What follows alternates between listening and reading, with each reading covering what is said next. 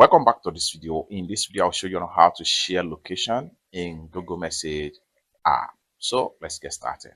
Very first thing you want to do is to open up your Google Message app. Having opened up your Google Message app, go ahead and select a particular contact you want to share your location with. So I'm going to choose this contact right here. The next thing you want to do is to go ahead and click on this plus sign right here. And this is going to pop up. Go ahead and click on this location icon. And this is going to pop up. Go ahead and click on while using the app.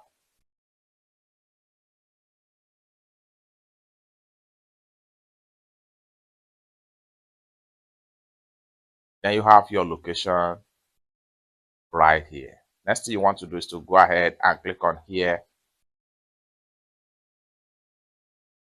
And you are done. The location has been successfully sent. It's that simple.